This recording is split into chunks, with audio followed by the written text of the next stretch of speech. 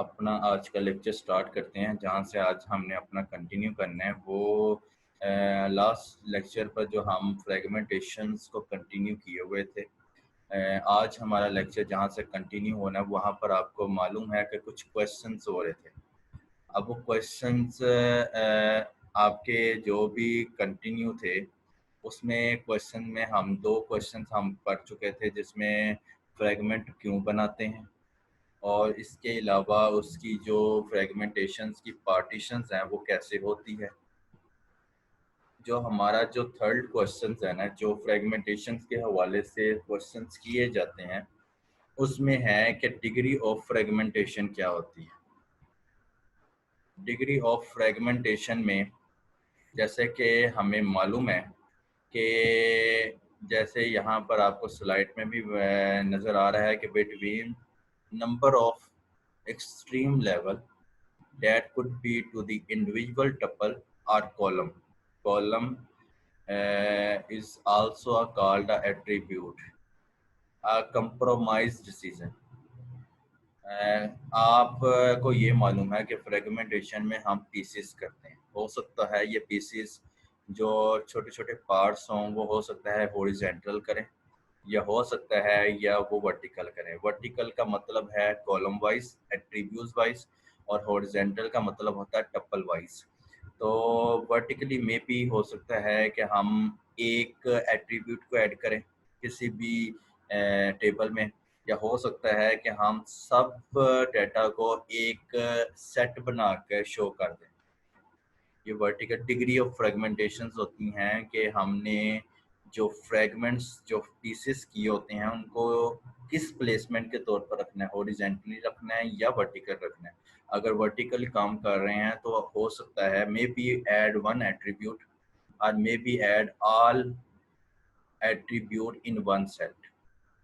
सो अगर हॉरिजॉन्टल के हिसाब से देखा जाए तो may be add in one tuple और may be add all tuple in one set. या तो एक टपल आप ऐड करते हैं या सारे टपल को एक सेट बना कर ऐड कर देते हैं। ये है डिग्री ऑफ फ्रेगमेंटेशन। नेक्स्ट जो क्वेश्चन था वो ये था कि करेक्टनेस रूल्स ऑफ फ्रेगमेंटेशन के फ्रेगमेंटेशन के वो कौन से रूल्स हैं जो इसको करेक्ट की तरफ लेके जाते हैं। एक है कंप्लीटनेस, सेकंड है reconstruction, third one is disjointness. First आपको पहला पढ़ते हैं कंप्लीटनेस क्या होता है। कंप्लीटनेस ये होता है कि वो तीन रूल्स हैं जो हम अप्लाई करते हैं। मे बी ये फ्रैगमेंट यहाँ पर मैं आपको बात करता जाऊँ कंप्लीटनेस से पहले कि करेक्टनेस रूल्स फॉर फ्रैगमेंटेशन में तीन रूल जो अप्लाई हो रहे हैं वो हो सकते हैं फ्रैगमेंट्स के हॉरिजॉन्टली हों या हो सकते हैं वो वर्टिकल हों। हॉरिजॉन्टल को टपल भी कहते हैं और वर्टिकली को एट्रीब्यूट के हवाले से पहचान की जाती है। कंप्लीटनेस का मतलब है कि इसका मतलब ये है कि एनी डाटा एटम, जब मैं डाटा एटम की बात करूँ ना तो उधर समझ लें कि टपल या एट्रीब्यूट की बात हो रही है। अगर आप हॉरिजॉन्टली तौर पर डाटा आइटम लेते हैं तो टपल ले रहे, और अगर आप वर्टिकली डाटा आइटम लेते हैं तो आप वहाँ पर अपने माइंड में सेट ये रखें कि एट्रीब्यूट ले रहे हैं। कंप्लीटनेस का मतलब ये होता है कि any data item is must be in relation, वो रिलेशन का पार्ट होना चाहिए। जैसे कि आपको स्क्रीन पर भी स्लाइड में नजर आ रहा है, if relation R is decompose into the fragment. जाहिर सी बात है हम आर रिलेशन को छोटे छोटे पार्ट्स में डिकम्पोज करते हैं तो R1 R2 R3 and so on R4 तक कम्बिनेशन इसकी कंटिन्यू होती है। तो हर data items that be found in relation, तो जो भी डाटा है वो रिलेशन आर में होना चाहिए, पाया होना चाहिए, जो कि एटलीस्ट वन फ्रैगमेंट इसमें मस्ट होना चाहिए।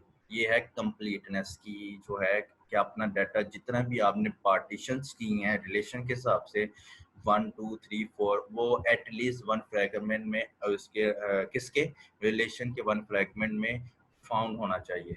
सेकंड वन है आपका रिकंस्ट्रक्शन। रिकंस्ट्रक्शन से ही हमें बात से ही मालूम होता है कि अगर कोई चीज़ का कोई पार्ट रह जाए या उसको किसी किस्म की लैक रह जाए तो हम उसका रिकंस्ट्रक्ट कैसे कर सकते हैं। तो ये भी हो सकता है। लेकिन कंप्लीटनेस में अगर मैं आपको ये बताऊं, अब कंप्लीटनेस की एक पॉइंट, अगर मैं एक पॉइंट रह गया शायद उसको मैं अभी कंप्लीट करता हूं कि वायलेशन कैसे होती है। अगर मैं वर्टिकली फ्रेगमेंटेशन के हिसाब से देखें तो एट्रीब्यूट, अगर कोई एट्रीब्यूट हम लिखते लिखते या ऐड करते करते मिस कर जाएं तो हमारे रिकॉर्ड में तो वो प्रॉब्लम क्रिएट हो सकती है। ये कंप्लीटनेस में बात कर रहा हूँ। अगर हम फ्रेगमेंटेशन हॉरिजॉन्टली फ्रेगमेंटेशन की बात कर रहे हैं तो रोज यानी कि टप्पल में अगर किसी किस्म की प्रॉब्लम आती है तो वो भी हमारे फ्रेगमेंट का पार्ट नहीं बन सकते, क्योंकि अगर टप्पल में किसी किस्म की रिकॉर्डिंग में मसला आता है या आपके वर्टिकल में एट्रीब्यूट में मसला आता है तो वो कंप्लीटनेस में नहीं आते, वो वायलेशन क्रिएट होती है। आपको पूछा जा सकता है कि वायलेशन किस फॉर्म में कंप्लीटनेस में हो सकती है। तो मैंने आपको पहले भी डाटा एडिटर में बता दिया था, डाटा एडिटर में या तो वर्टिकली आपकी प्रेजेंटेशंस होंगी या आपकी हॉरिजॉन्टली प्रेजेंटेशंस होंगी। अब आ जाए रिकंस्ट्रक्शन में। रिकंस्ट्रक्शन में जैसा कि आपको नाम से ही मालूम है, रिकंस्ट्रक्शन का क्या क्राइटेरिया होता है कि it should be possible to define a relational operator. जो आप रिलेशन ऑपरेटर जो भी आप इस्तेमाल कर रहे हैं कि उसको अगर आप उसके रीजनल रिलेशंस को रिकंस्ट्रक्ट कर सकें, यानी कि जहाँ ज़रूरत पड़े आप वहाँ पर चेंजेस कर सकें, उसको रिकंस्ट्रक्ट कर सकते हैं, अपनी मॉडिफाइड कर सकते हैं अपनी सिचुएशन के हिसाब से, उसको कहते हैं रिकंस्ट्रक्शन।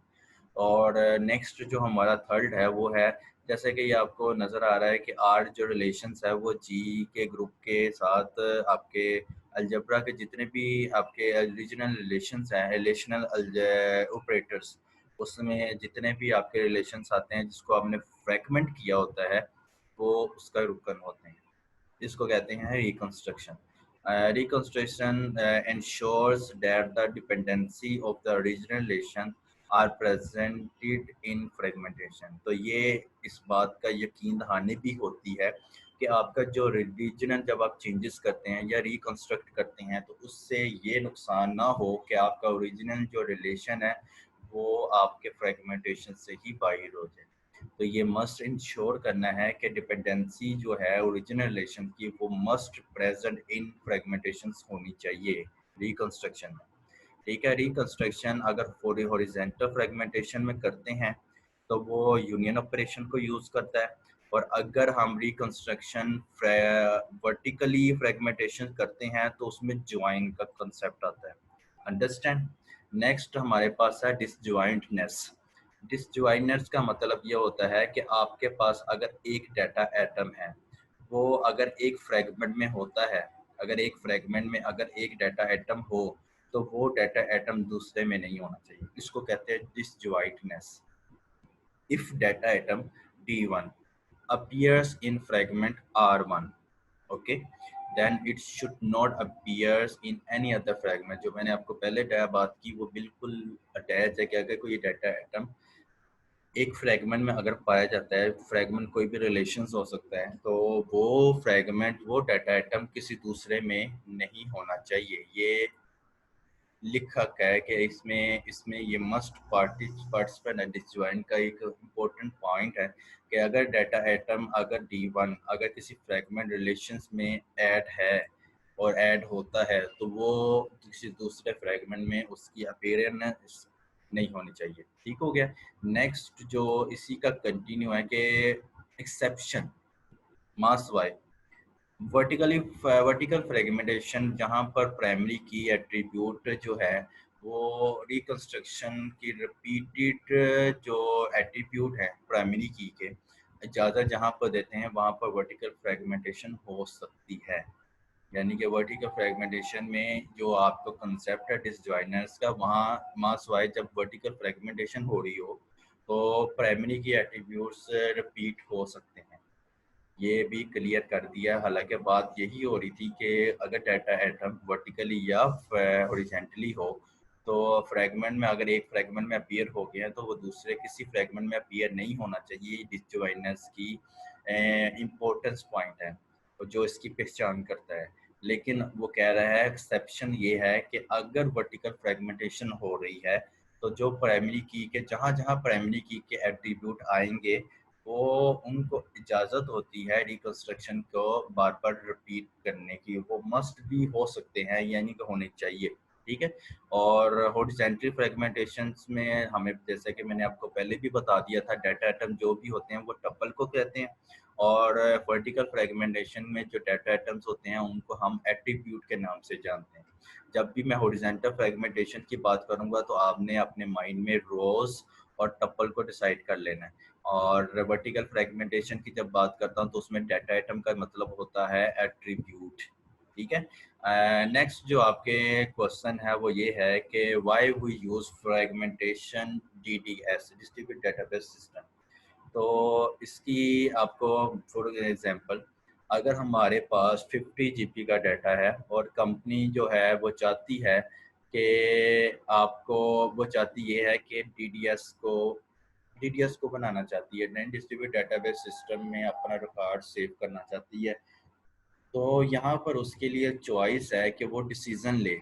यानी कि मैंने आपको लास्ट टाइम जब स्टार्ट में डिस्ट्रीब्यूट डेटाबेस पढ़ा रहा था तब मैं हमने आपको जिक्र किया था कि डिस्ट्रीब्यूट डेटाबेस जब आप करने लगते हैं ना, कोई भी टास्क आपके पास होता है तो वहाँ पर बहुत सी अपॉर्चुनिटीज़ होती हैं कि आपको हर अपॉर्चुनिटी कोई ना कोई रास्ते रिजल्ट की तरफ लेके जाती है। वहाँ पर टीडीएस या कोई और भी आप सेंट्रलाइजेशन या किसी और सिस्टम का जो भी आप पार्ट अपने जेन में सोचते हैं, उसका ये होता है कि अपनी एक्सपर्टीज के, अपने एक्सपीरियंस के मुताबिक आपने बेस्ट से बेस्ट ऑप्शन यूज करनी होती है। तो यहाँ पर भी यही बात है, जब आप डीडीएस बनाना चाहते हैं, कंपनी चाहती है कि डीडीएस हो, वहाँ पर उनकी चॉइस होती है कि आप ऐसा डिसीजन लें, मे बी यूज कि आपकी मर्जी है कि वहाँ पर आप रेप्लिकेशन करें या फ्रेगमेंटेशन करें। क्योंकि फ्रेगमेंटेशन में पार्ट्स करके लदा रखे जाते हैं और आपको पता है रेप्लिकेशन में तमाम डाटा सब साइट पर इक्वली रखा जाता है। अब ये जो आपको नज़र आ रहा है कि 50 जीबी डाटा है, उनको डिस्ट्रीब्यूट किया हुआ है इंश्योरेंस, बैंकिंग और मोबाइल के स्टोर पर। अगर टोटल डाटा 50 जीबी का, और 50 जीबी का ही हमने अब यहाँ पर डिसाइड करना है कि यहाँ पर हमने फ्रेगमेंटेशन करनी है या हमने रेप्लिकेशन करनी है। आइए फैक्ट से देखते हैं। फैक्ट्स ये है कि आजकल हकीकत ये है कि आजकल जितने भी लोकल्स यूज़र हैं वो ज़्यादातर सेम रीजन के होते हैं। 95% डाटा जो यूज़ होता है ना, अगर बैंकिंग का हिसाब रखें तो लोकल साइट पर जितने भी लोगों का जो डाटा होता है, यानी कि उनके अकाउंट्स होते हैं, वो ज़्यादातर लोकली ही डील की जाते हैं। 95% ये डाटा यूज़ किया जाता है local user on the same reason.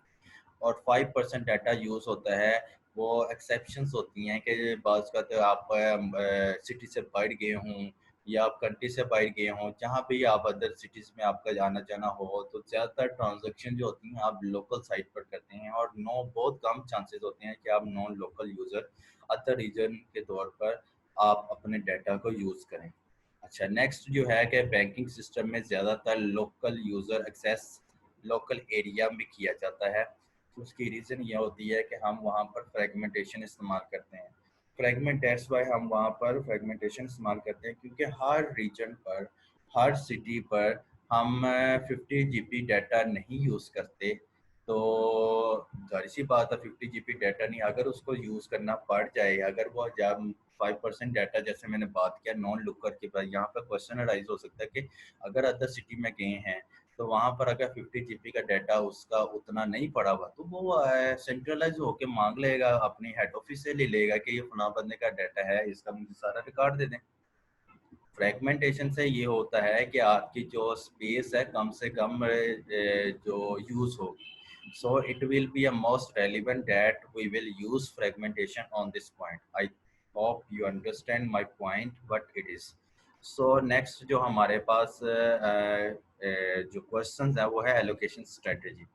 Allocation का सिंपल मैं आपको जितना लिखा है उतना ही बताऊंगा, ज़्यादा डिटेल में जाने की ज़रूरत नहीं है, क्योंकि कुछ भी बहुत से पॉइंट है उसमें आपको क्लियरेंस हो जाएगी कि पार्टीशन जो आप करते हैं, या तो आप 3 किस्म की होती है, या पार्टीशन जो आप करते हैं या तो फुली करते हैं या पार्शियली करते हैं, 2 किस्म की रेप्लिकेटेड करते हैं। तो ये डिपेंड करता है आपकी रिक्वायरमेंट पर। एलोकेशन स्ट्रेटेजी होती ही यही है कि जब रिक्वायरमेंट्स जब जब भी आती हैं तो आपने वहाँ पर डिसीजन लेना होता है कि आप यहाँ पर इसकी रेप्लिकेटेड जो हैं डाटा के हवाले से, रेप्लिकेटेड डाटा जो है आप उसको फुली पार्टीशन उसकी करेंगे या उसकी पार्शली पार्टीशंस करेंगे, ये डिपेंड करता है यूज़र की रिक्वायरमेंट पर।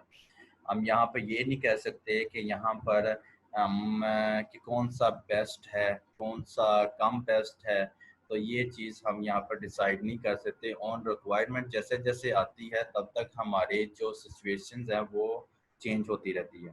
तो एक तो ये हो गया।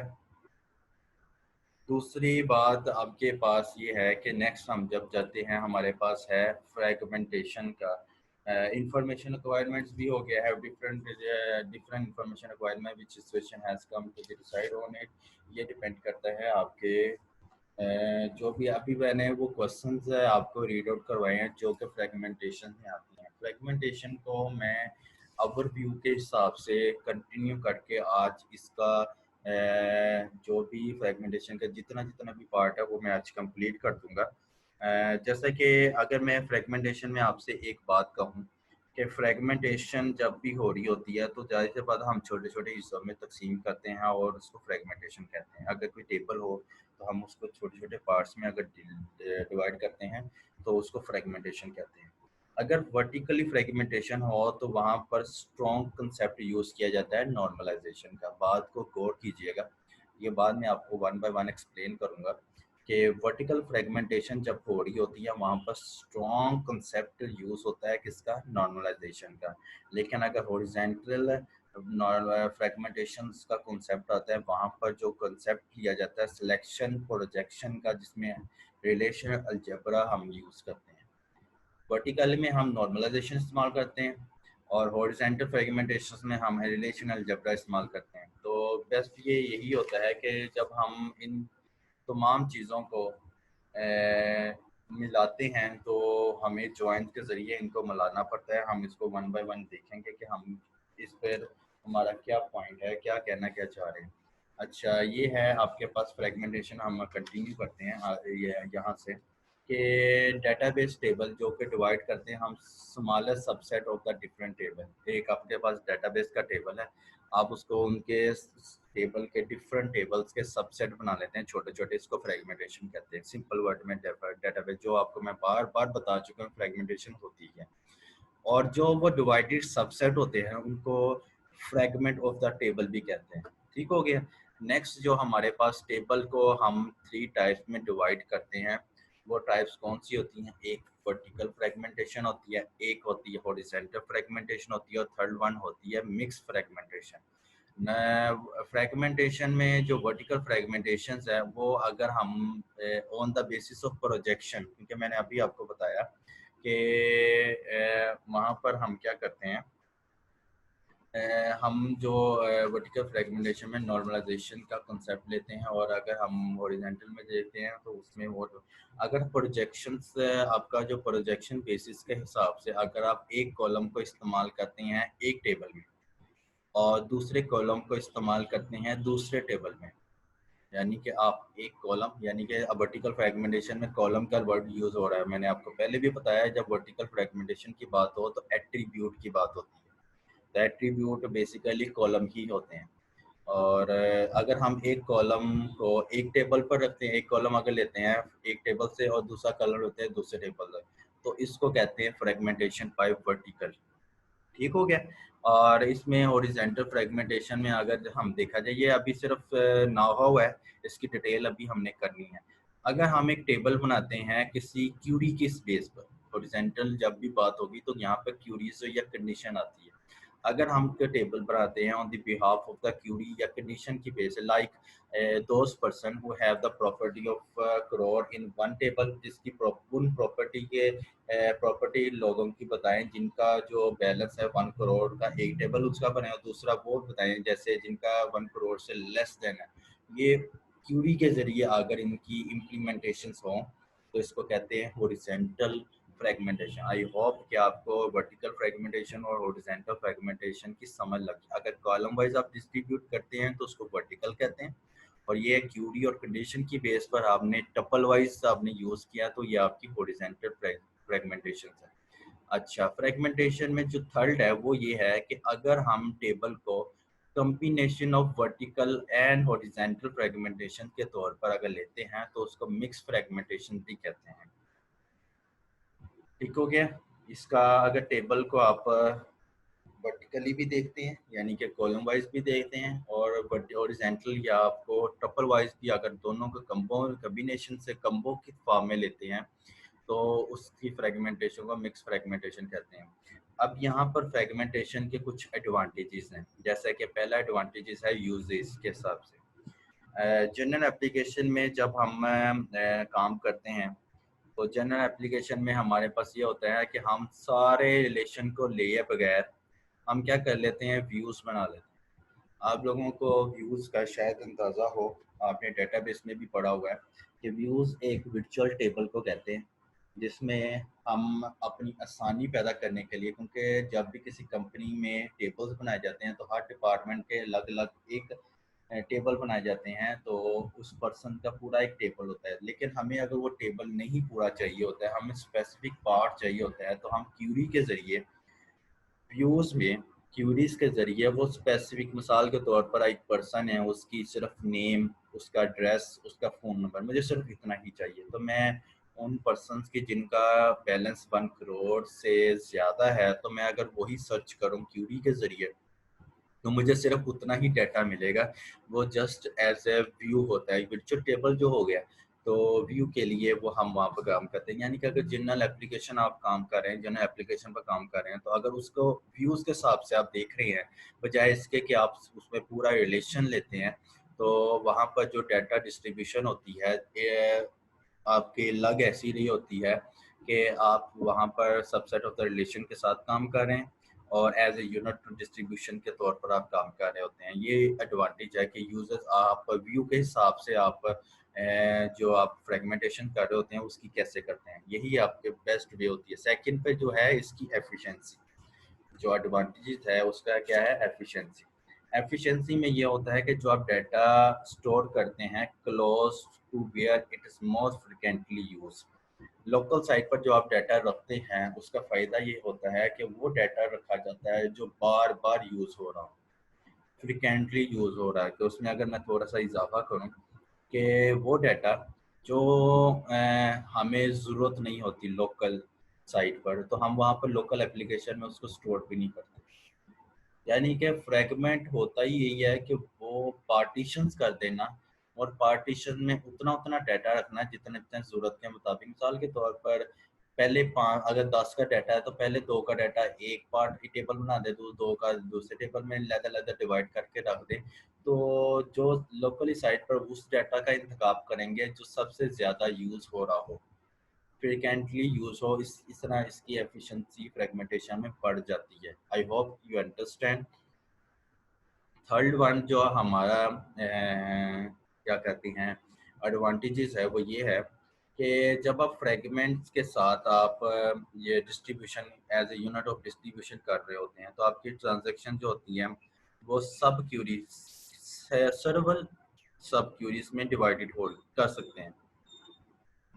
अगर फ्रेगमेंट क्योंकि आप फ्रेगमेंट के साथ जब आप यूनिट ऑफ डिस्ट्रीब्यूशन के तौर पर होते हैं, तब मैंने आपको क्या बोला कि आपकी जो ट्रांजैक्शन है वो can be divided into the several sub queries that operate on a fragments, तो तब भी हम फ्रेगमेंट के ही अंडर होते हैं और ये हमारा पैरेललिज्म का एक एडवांटेजेस है जो फ्रेगमेंटेशन में हम इसको यूज़ करते हैं।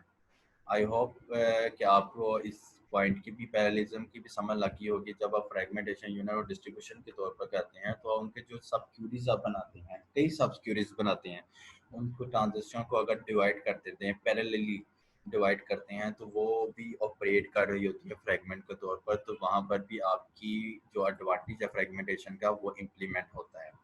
तो पैरेललिज्म को अगर कंटिन्यू करें तो इसमें ये है कि this should increase the degree of concurrency. आपकी कंकरेंसी का आपका जो आपका पार्ट है वो इस तरह है कि आप पैरेललिज्म जब आप यूज़ कर रहे होते हैं, कंकरेंसी बेसिकली होता है वो फैक्ट्स जो कि जहाँ पर आप एक ही वक्त में बहुत सी एक्टिविटी एग्जीक्यूट कर रहे होते हैं उसको कहते हैं कंकरेंसी। फिर से रिपीट कर देता हूँ, कंकरेंसी का जो वर्ड यहाँ पर यूज किया गया उसका मतलब ये होता है वो facts and figures that are used on the same time to execute the multiple activities is known as the concurrency. इसको अगर सिंपल वर्ड में भी देखा जाए, क्योंकि डिग्री ऑफ कंकरेंसी की बात हो रही है, जहाँ पर डिग्री ऑफ कंकरेंसी यानी कि multiple activities on the same time पर होनी चाहिए, इंक्रीज होनी चाहिए या पैरेललिज्म होना चाहिए सिस्टम में, तो वहाँ पर आप सेफ्टी के पैरेलल के एग्जीक्यूशन में सेफ्टी कर सकते हैं, यानी कि सेफ्टी के रूल्स अप्लाई कर सकते हैं कि हर डाटा आपस में कोलिजन से बचकर अपनी जो एफिशिएंसी है या अपनी जो यूजर्स है या अपनी जो पैरेललिज्म है उसको बरकरार रख सके। ठीक हो गया।